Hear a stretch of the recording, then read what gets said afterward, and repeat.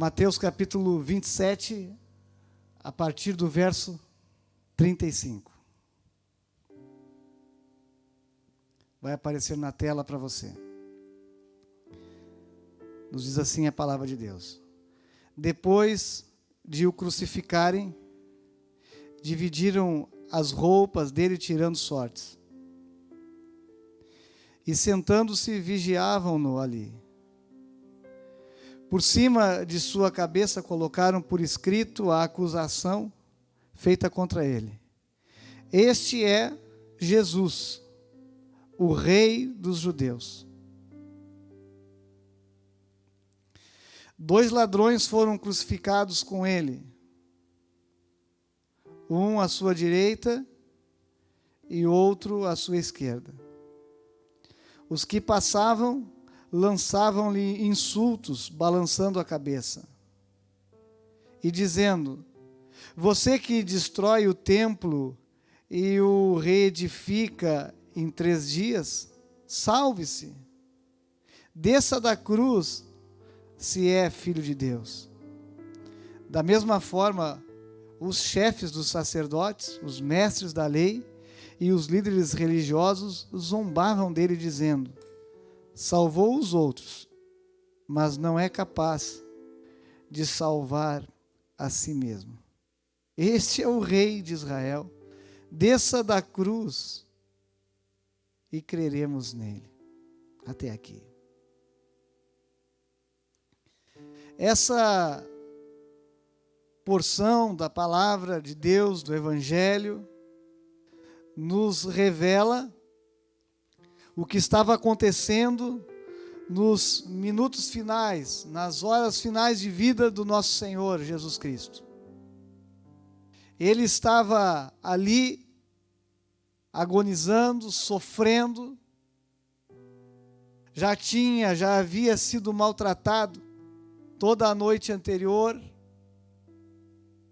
e mais a parte da manhã, estava agora crucificado, e os inimigos de Jesus passam então pela cruz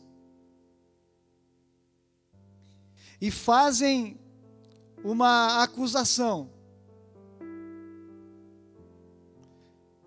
Usam uma expressão dita pelo próprio Senhor Jesus. E falam no verso 40, você que destrói o templo e o reedifica em 3 dias, salve-se agora.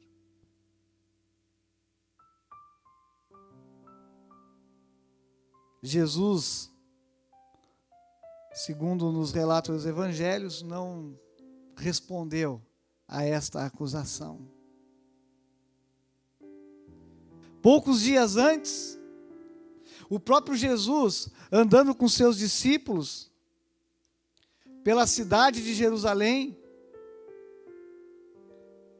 poucos dias antes, Jesus, andando pelo templo,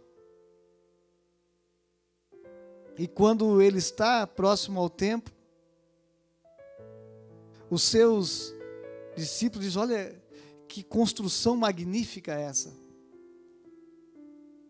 Olha que alicerces, que construção. Se referindo ao templo que Herodes havia construído para os judeus.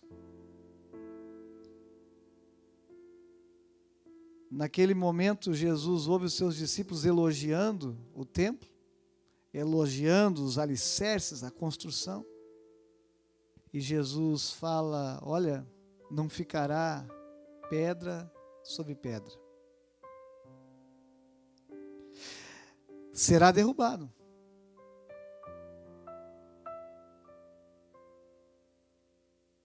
E Jesus então acaba dizendo, olha, em Mateus 24 e no verso 2, vocês estão vendo tudo isso?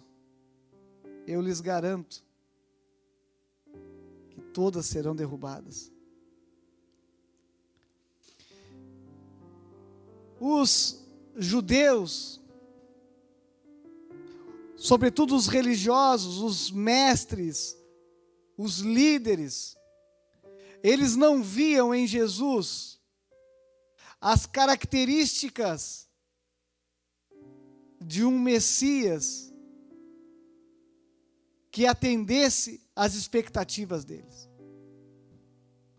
A expectativa dos líderes, dos mestres, era que o Messias, ele viria da tribo de Judá, mas seria um descendente de Davi, e a expectativa deles era que o Messias estabelecesse um reino poderoso, como Davi, lá no passado, estabeleceu.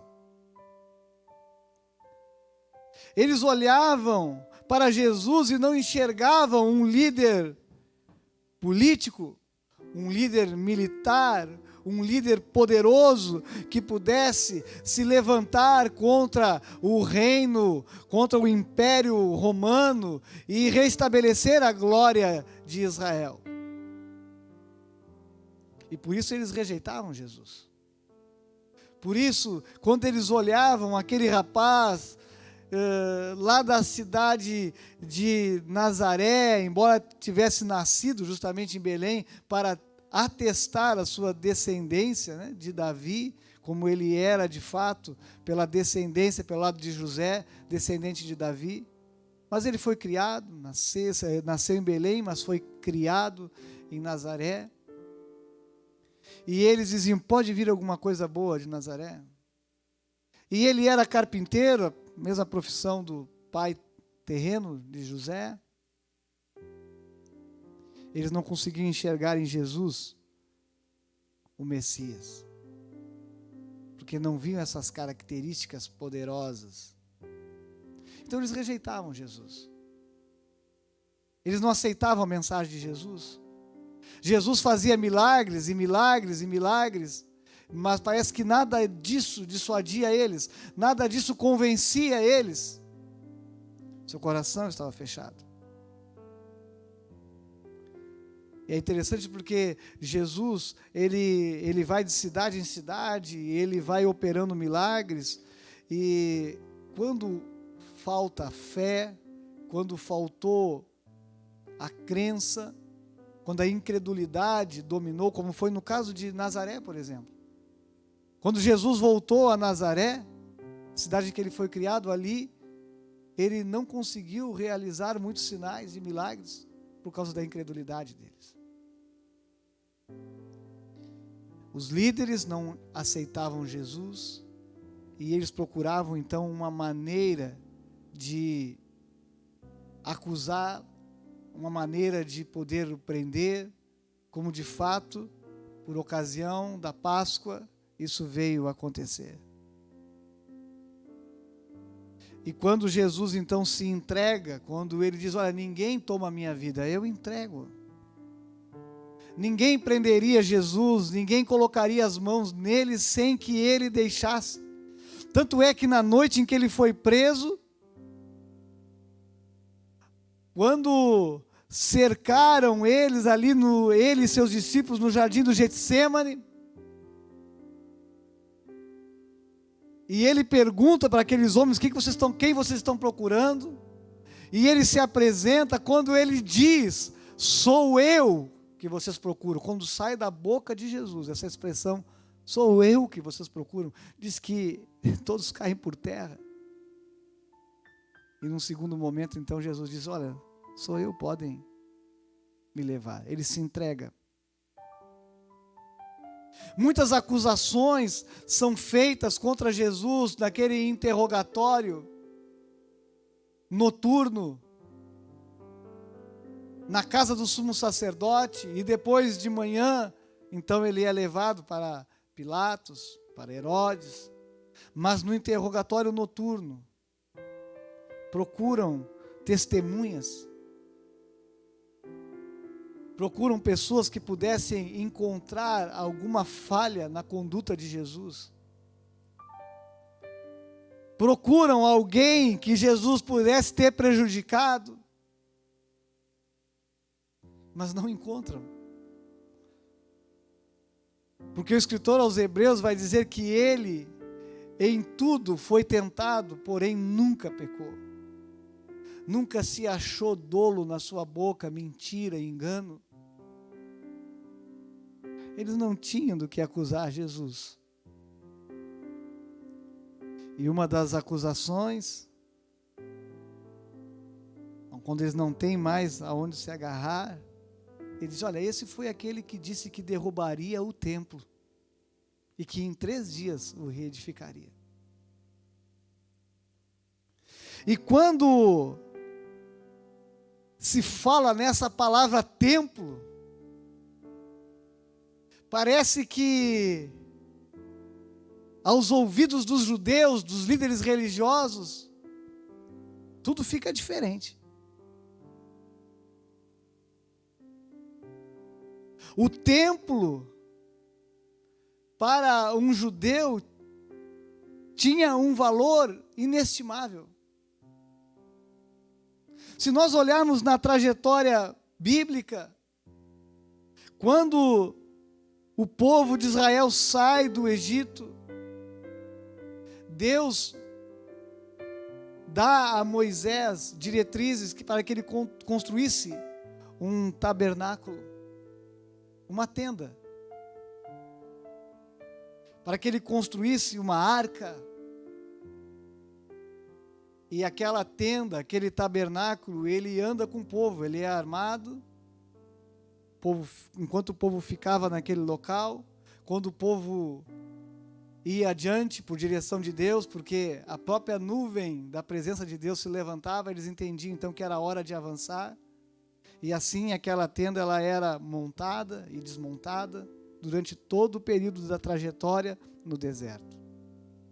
Quando o povo entra na terra prometida, essa tenda ela é montada, é chamada de tabernáculo, e ela é montada e ela anda por alguns lugares. Ali estava simbolizada a presença de Deus. Ali estava simbolizado que Deus estava com o seu povo. E para um judeu, para um israelita, se perguntasse onde Deus estava, eles responderiam, Felipe, que estava onde? Lá, né? Sobre a Arca da Aliança, entre os querubins, dentro do tabernáculo. Ali era o símbolo da presença de Deus. O tabernáculo simbolizava a presença de Deus.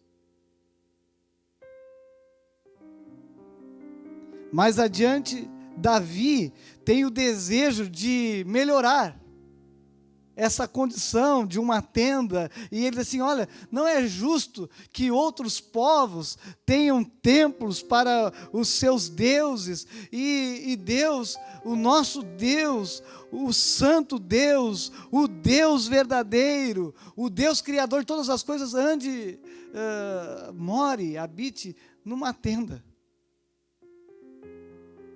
E ele tem um nobre desejo no seu coração: vou construir um templo majestoso, imponente. E Davi, ele chama o profeta Natã e conta do seu desejo, e Natã acha maravilhoso, Natã diz: olha, é isso, muito bem, Deus está nesse negócio.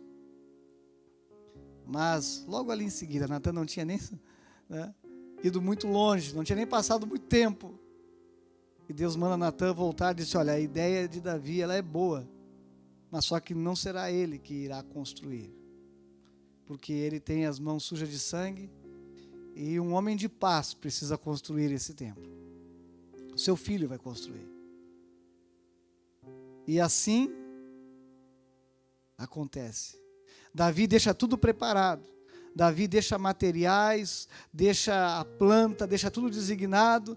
E quando Salomão, então, assume o reinado, Salomão, ele coloca em prática o desejo de Davi e constrói o famoso templo de Salomão, que não teria nenhum problema de também ser chamado de templo de Davi, porque o mentor desse templo foi Davi, mas o executor foi Salomão. E quando o templo, ele é concluída a sua obra, quando é concluída a obra de construção do templo, é preparada uma grande festa. E Salomão, ele lidera esse processo. E Salomão faz uma oração linda, maravilhosa. E lá em 2 Crônicas, no capítulo 7, no verso 1, diz que Salomão, quando ele acabou de orar, desceu fogo do céu, consumiu o holocausto, o sacrifício, e a glória do Senhor encheu o templo. Essa era a confirmação que Deus estava ali. Essa era a confirmação de que Deus habitava ali e que Deus estava no meio do seu povo. Ocorre que o povo de Deus, o povo que Deus arrancou da escravidão do Egito, o povo que Deus conduziu por um deserto, sem nunca deixar faltar nada, o povo que Deus colocou dentro da terra prometida, da terra que, como diz o texto, e eles mesmos falavam, uma terra que tinha fartura de leite, mel, não lhes faltaria nada.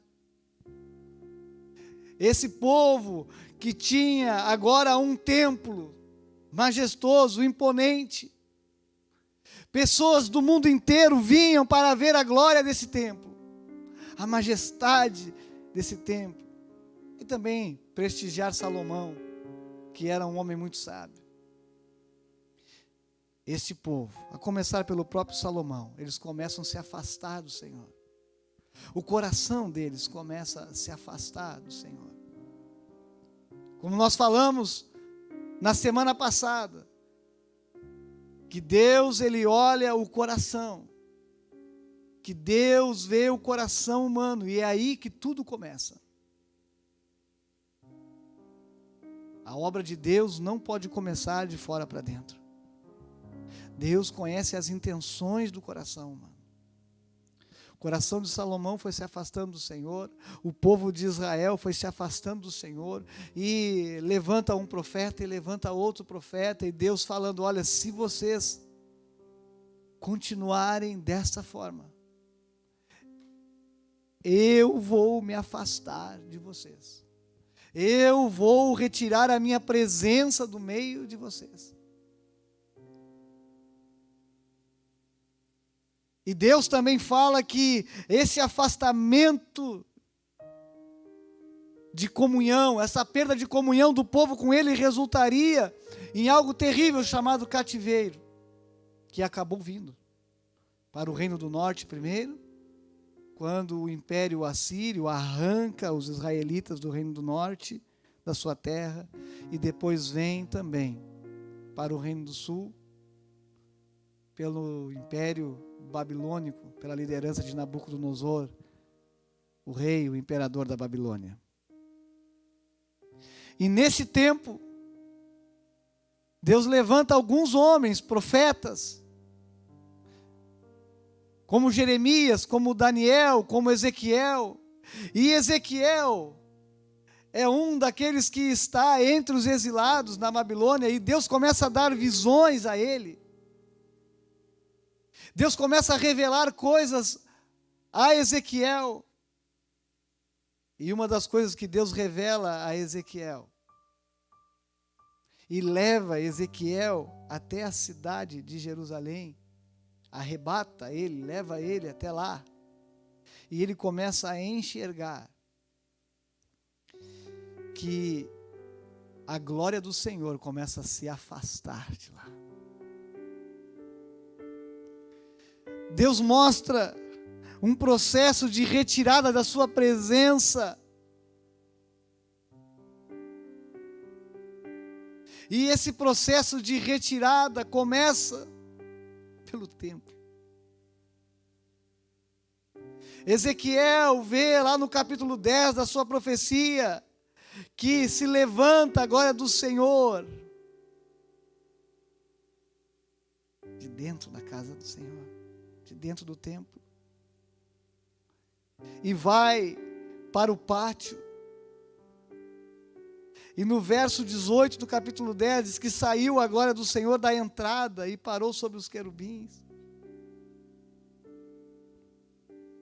E ele vai vendo a glória de Deus saindo do pátio e vai agora para a porta oriental, que era a entrada para o pátio onde estava o templo. E de repente a glória sai para o meio da cidade, e de repente a glória de Deus se vai.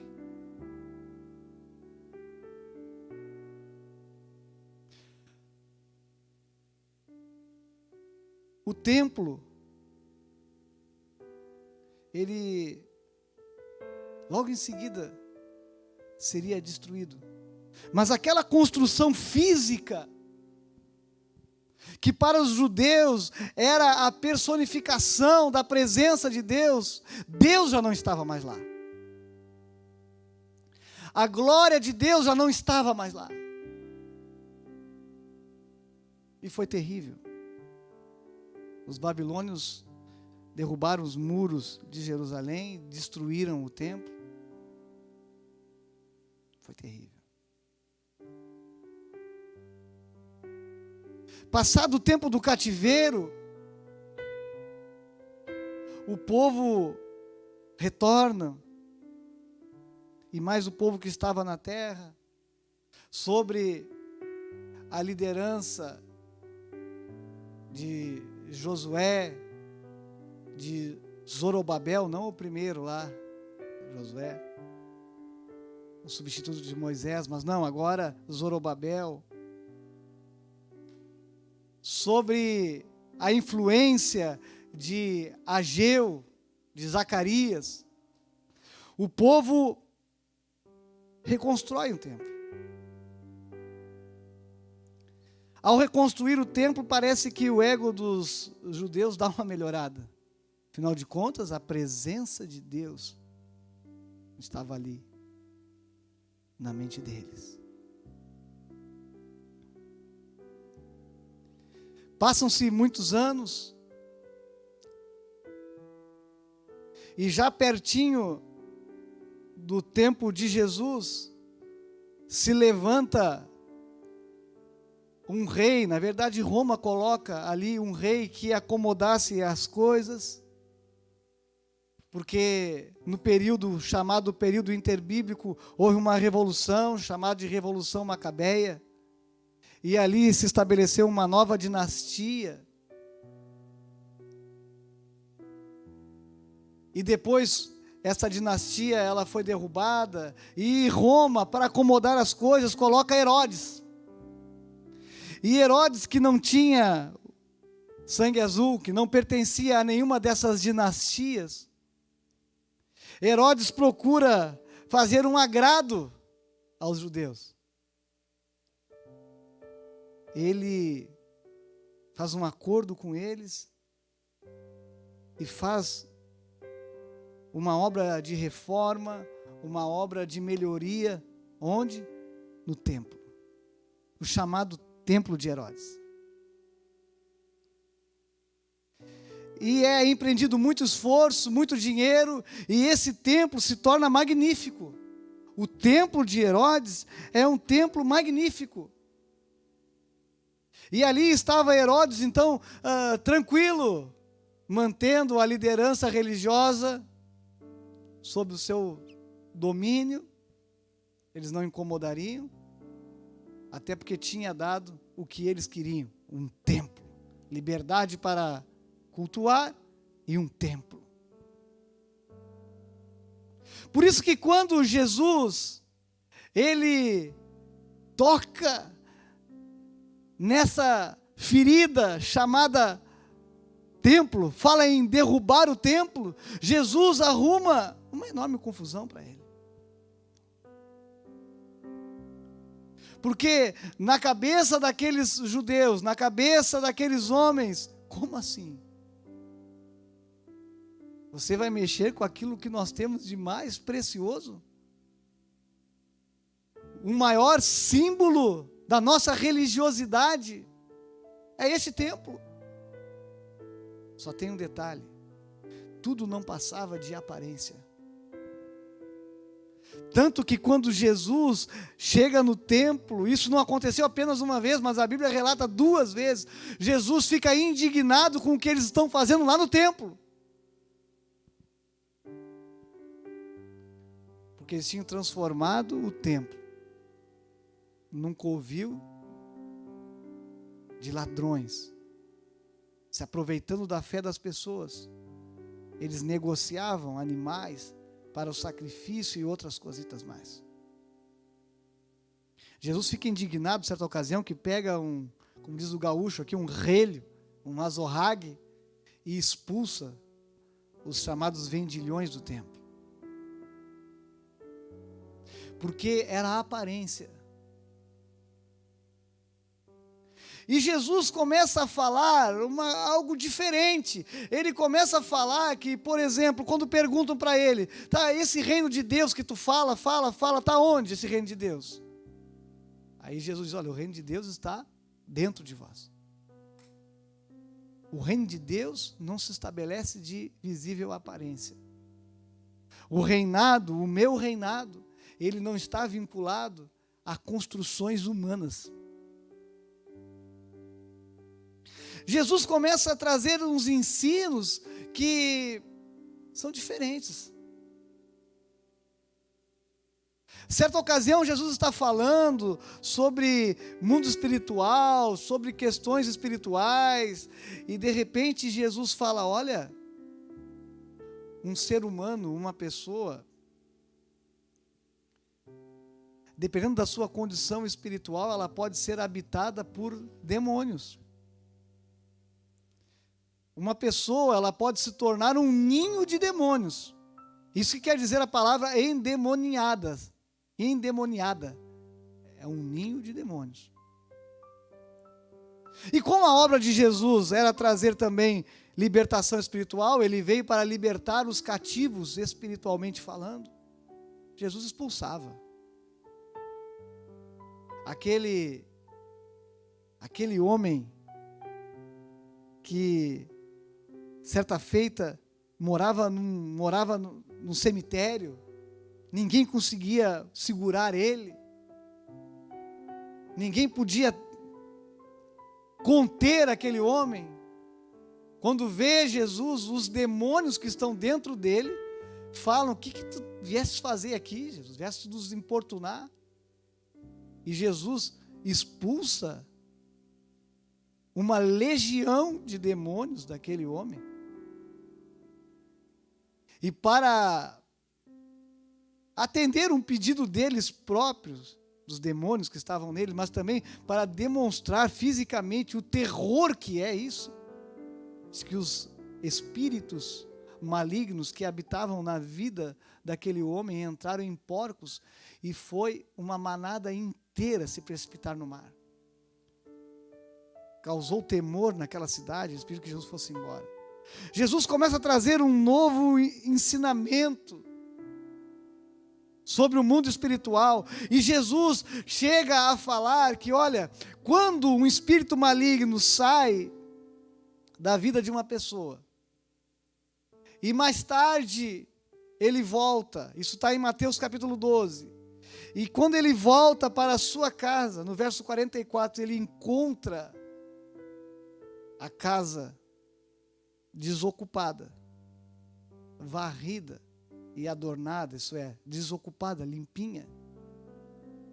Esse espírito maligno volta e traz outros 7 piores do que ele. E o segundo estado, o último estado, é pior do que o primeiro. Mas vejam bem, a expressão usada por Jesus é casa.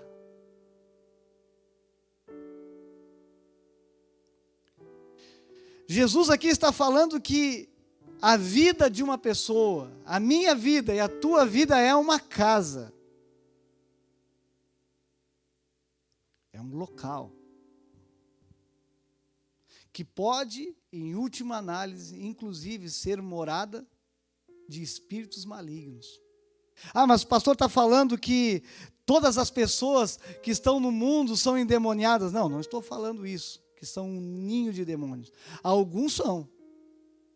E é visível, basta ver as suas obras, o seu fruto, o que eles fazem. Tem pessoas que cometem coisas cujo seu juízo está totalmente fora. Eles nem lembram o que fizeram. Essas são pessoas que estão com as suas faculdades mentais, inclusive, prejudicadas, e se tornam um ninho de demônios. Mas Jesus traz, sim, um ensinamento que nós somos uma edificação espiritual, uma casa. E que pode ser que essa edificação não seja um ninho de demônios, mas alguém mora aí dentro. A influência, ela poderá ser benigna, vinda do Senhor, ou maligna, vindo do inimigo do Senhor, vindo do inimigo de Deus. E Jesus trazendo esse novo ensinamento, ele também vai paralelamente a isso, no seu ministério, pertinho de ir embora, quando os seus discípulos estão ali entristecidos com a possibilidade do mestre ir embora. Eles não tinham pleno entendimento ainda sobre a morte de Jesus, como se daria, mas eles ouviam as palavras de Jesus, dizendo que iria embora, que estava encerrando seu ministério. Eles, não, mesmo sem ter pleno entendimento, eles se entristeciam, e Jesus diz: olha, vocês não precisam ficar tristes, porque eu não vou deixar vocês órfãos. Eu rogarei ao Pai, e o Pai vos enviará o Consolador, o Espírito Santo, que estará com vocês, estará em vocês. E aqui, nesta promessa, começa a se desenhar melhor como que o mundo espiritual funciona. Lá atrás, quando houve a promessa da vinda do Messias, um dos nomes que está lá em Isaías do Messias seria Emanuel, Deus conosco. E Deus, de fato, Deus Filho, veio a este mundo, esteve conosco. Ele tabernaculou, ele veio morar conosco. Mas agora Jesus está falando de um novo estágio, de uma nova possibilidade, aonde o Espírito de Deus, aonde a presença de Deus, ela viria para dentro do ser humano. E nos diz a história da igreja, ou melhor, no livro de Atos, ali no início da história da igreja, no capítulo 1, capítulo 2, que quando os discípulos de Jesus, os apóstolos, estavam ali reunidos no cenáculo, obedecendo a ordem do Senhor, eles estavam ali orando, esperando a promessa, porque Jesus disse: fiquem em Jerusalém, até que do alto sejais revestidos de poder. E vocês vão assim poder ser minhas testemunhas, mundo afora. E nos diz o texto então que no dia de Pentecostes, de manhãzinha, por volta das 9h da manhã, o som de um vento impetuoso invade aquele lugar. E de repente, a presença de Deus começa a ser sentida naquele lugar. E não apenas sentida, mas eles olham e começam a ver línguas como de fogo sobre a cabeça de cada um deles. E era algo diferente. Algo estava acontecendo ali. Eles não, mesmo sem entender, eles provavelmente, certamente, associaram: olha, está se cumprindo o que Jesus prometeu. E aqueles homens, aquelas mulheres, eles são tomados de algo poderoso, de algo maravilhoso, de algo inconfundível, chamado presença do Espírito Santo de Deus, que encheu não apenas aquele local, como lá na antiga aliança encheu o templo. E lá na antiga aliança se conta que desceu a presença de Deus como uma fumaça chamada Shekinah, e eles não podiam ficar em pé. Isso é até cântico, né? Mas aqui não era algo externo, aqui não era uma nuvem, aqui era Deus vindo, invadindo o lugar e entrando dentro dessa casa de uma forma extraordinária. Era algo novo, era algo especial. Tanto que o Espírito Santo toma a vida de cada um deles. E aqueles homens e aquelas mulheres nunca mais foram os mesmos. Se nós olharmos a biografia de alguns deles que estavam ali naquele local, como Pedro, por exemplo, que apesar de toda a sua espontaneidade, era um medroso, que apesar de ser um homem que falava: Senhor, tu não vais lavar meus pés. Não, eu não sou que nem os outros. Aí Jesus disse: olha, se eu não lavar teus pés, não vai ter parte comigo. Então lava tudo. Ele vivia nesse dilema. Quando ele foi reconhecido por uma criada do sumo sacerdote, enquanto Jesus estava apanhando lá dentro, tomando o laço, sendo esmurrado. E uma menina disse: olha, tu é um deles. Tu fala como eles. Tu é um deles. E ele espraguejou, dizendo: não conheço esse homem. Inclusive ali é uma das cenas mais marcantes. É quando nós vemos que o olhar de Jesus e o olhar de Pedro se encontram. E Pedro sai envergonhado. Mas Jesus trata com Pedro depois. Jesus vai ao encontro de Pedro lá na praia e pergunta: Pedro, tu me amas, né? E restaura Pedro. Mas agora ali está Pedro, com um passado de altos e baixos, mas agora quando o Espírito Santo de Deus entra na sua vida de forma poderosa, ele toma a iniciativa, ele salta, e agora toda aquela boa intenção que ele sempre teve, toda aquela prontidão que ele sempre teve, mas quando une essa disposição com a presença do Espírito Santo de Deus, aí é a liga perfeita. Ele salta e ele então começa a pregar, e ele não está agora nem aí mais para o que vão falar, o que vão dizer, o que vai acontecer com ele. Tanto que Pedro, daquele dia em diante, ele nunca mais é o mesmo, e no final da sua vida, quando vão crucificar ele diz: eu não sou digno. Isso a história diz, não a Bíblia, né? A tradição diz: eu não sou digno de ser crucificado como o Senhor, mas pode me crucificar. E segundo a tradição, crucificaram Pedro de cabeça para baixo. Tudo mudou daquele dia em diante, porque o Espírito Santo veio e entrou na vida dele, entrou na vida daqueles homens, e encheu aquela casa. E Paulo, na sua sabedoria, quando ele vai escrever as suas cartas, ele traz uma linguagem muito própria para o Espírito Santo e a sua presença em nossas vidas. Quando lá em 1 Coríntios capítulo 3 e verso 16, ele fala: não sabeis vós que sois o templo de Deus, e que o Espírito de Deus habita em vós? Ele vai falar no verso seguinte: se alguém destruir o templo de Deus, Deus o destruirá, porque o templo de Deus, que sois vós, é santo.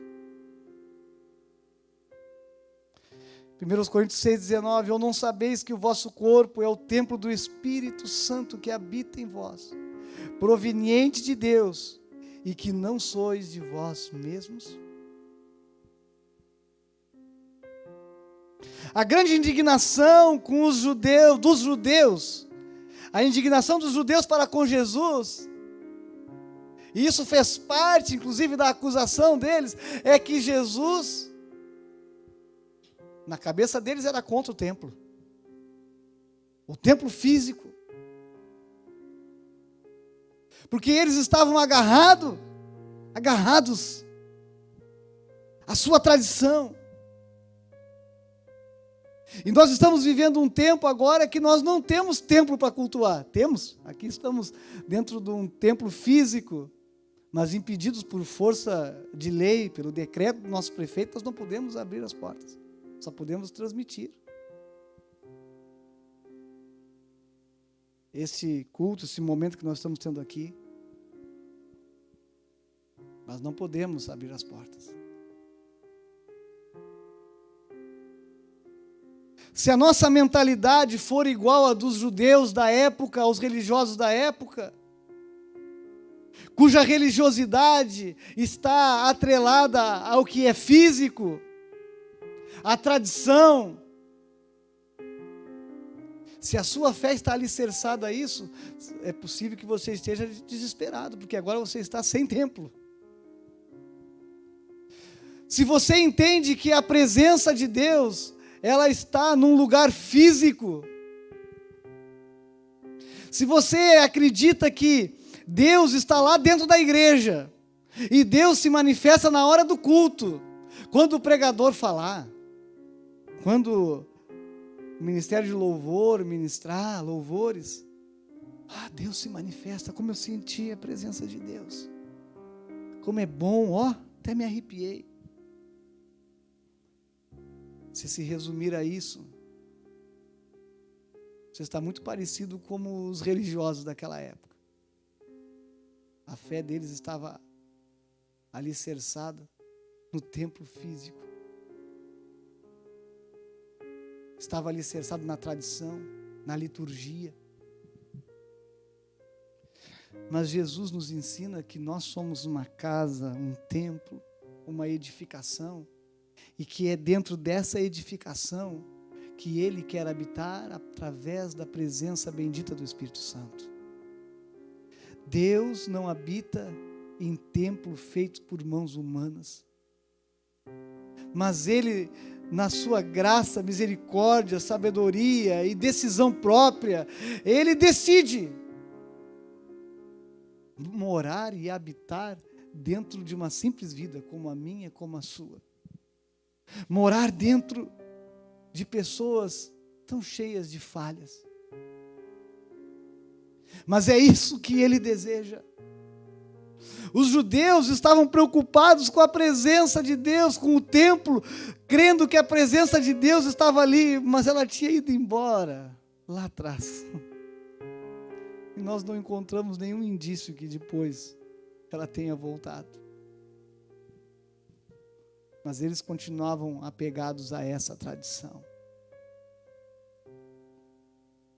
Por isso eu quero te desafiar nessa noite, nesses dias que nós estamos sem templo, sem poder nos reunir fisicamente, eu quero te desafiar neste tempo, a se colocar diante do Senhor, a abrir o seu coração, como nunca antes. Eu sei que algumas pessoas que me ouvem neste momento sabem do que eu estou falando. Já tiveram experiências profundas com o Senhor. Já foram regenerados. Seu coração já foi transformado. Eles tiveram experiências de enchimento do Espírito Santo. Sabem do que eu estou falando. Do Espírito Santo vir e tomar os seus sentidos, inclusive. Não para trazer vergonha. Não para trazer escândalo, porque o Espírito Santo não escandaliza ninguém. Mas para encher até transbordar, para tomar o controle da nossa vida. Este é o propósito do Senhor. É isto que Ele deseja, que neste tempo, o meu coração, o teu coração, a nossa vida, seja de fato o templo aonde Ele habita, seja de fato o templo aonde Ele vai encher da sua presença, seja de fato o local, não um local físico, mas aonde Ele vai poder encher a casa, aonde ele vai poder dizer que a casa é dele, aonde ele vai poder dizer: olha, nessa casa é eu que mando, neste temperamento é eu que domino, nesta vontade sou eu que domino. Isso é ser cheio do Espírito Santo, isso é ser casa de Deus, isso é ser templo do Espírito Santo. Por isso, nessa noite, o desafio está posto para mim e para você. Por isso que nessa noite, por isso que nessa transmissão, eu quero te desafiar, aí aonde você está. Se você está em casa, se você está no seu trabalho, aonde você estiver, que você pergunte a si mesmo: eu tenho sido o templo do Espírito Santo de Deus? Eu tenho sido morada do Senhor? A sua glória, a glória de Deus, tem se manifestado na minha vida? Eu tenho experimentado, desde o momento em que eu conheci Jesus, desde o momento que eu rendi a minha vida ao Senhor, e isso é obra do Espírito Santo, é Ele que faz esse convencimento, mas desde o momento que o Espírito Santo entrou na minha vida, eu tenho experimentado isso.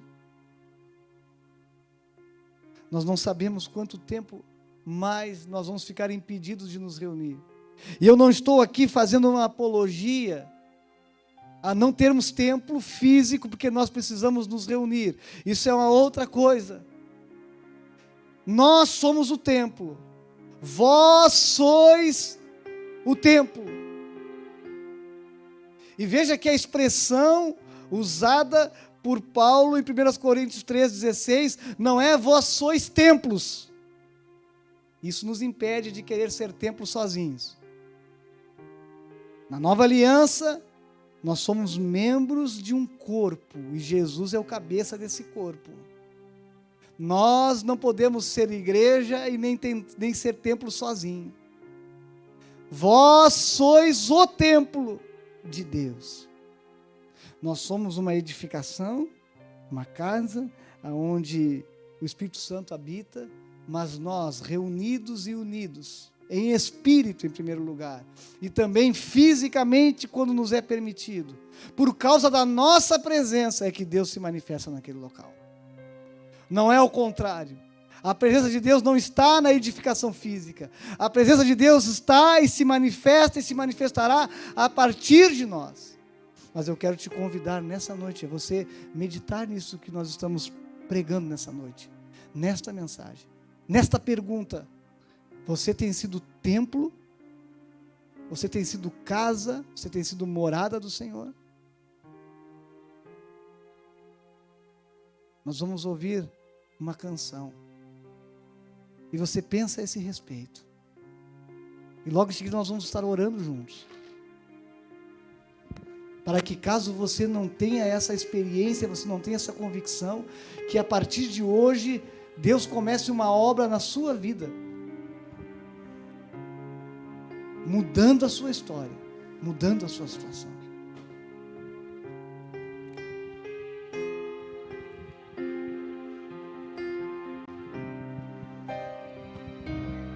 Nós vamos orar.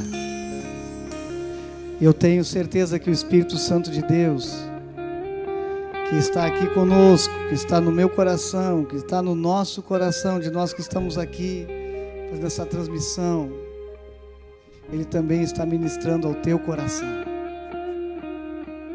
É tempo de nós nos enchermos da sua presença.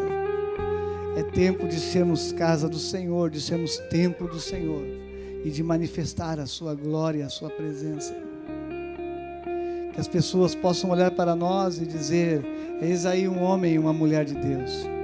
Que nós não venhamos envergonhar o Evangelho de Jesus. Nós precisamos urgentemente, neste tempo, de sermos cheios da sua presença.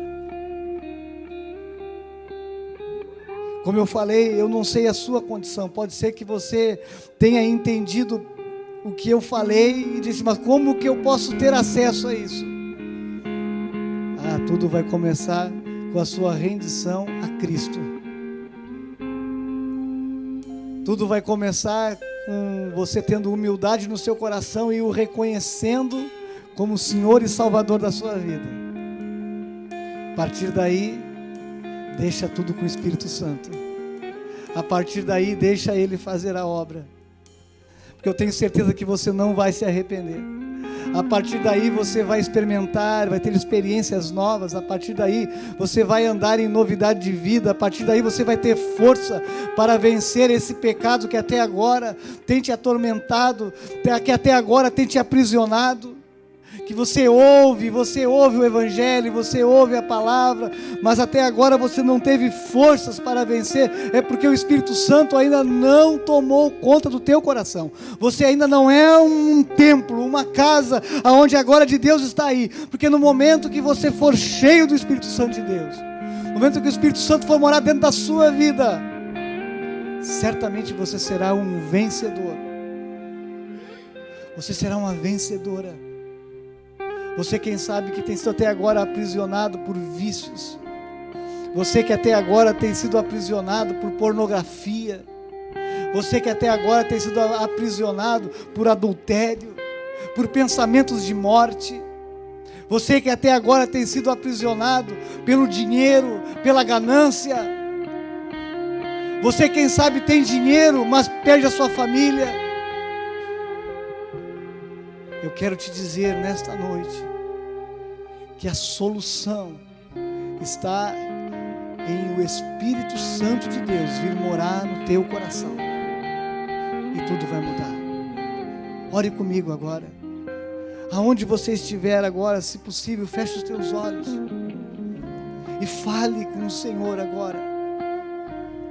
Senhor, nós nos colocamos diante de Ti. Nós nos colocamos, Senhor, submissos à Tua palavra, e nos diz a Tua palavra a respeito dela mesmo, que ela é apta para discernir as intenções do coração humano. Tu sabes o que se passa no coração e também as intenções de cada um que está me ouvindo neste momento. Espírito Santo, Tu estás aqui comigo e também estás, Senhor, todos os lugares. Olha para esse coração que agora está se rendendo a Ti. Começa a entrar nessa vida, entra nesse coração e faz uma revolução. Muda essa vida, muda esta situação. Regenera este coração, transforma este coração e enche da Tua presença. Senhor, nós sabemos que quando o Senhor entra na casa, todos os demais espíritos, eles têm que sair. Nós sabemos, Senhor, que quando o Senhor entra numa casa, o Senhor limpa ela. O Senhor organiza ela. Senhor, nesta noite faz essa obra. Quem sabe alguém que está me ouvindo nesta noite está tomando no seu coração uma decisão de rendição a Ti. Transforma essa vida, Senhor. Quem sabe, Senhor, há também pessoas que estão nos ouvindo, que já experimentaram isso no passado, mas como o Senhor mesmo disse, a casa foi encontrada vazia, limpa, adornada, e o segundo estado se tornou pior do que o primeiro. Mas Tu és poderoso, Senhor, para mudar esse quadro, para voltar a limpar esse coração, a limpar essa vida, em nome de Jesus.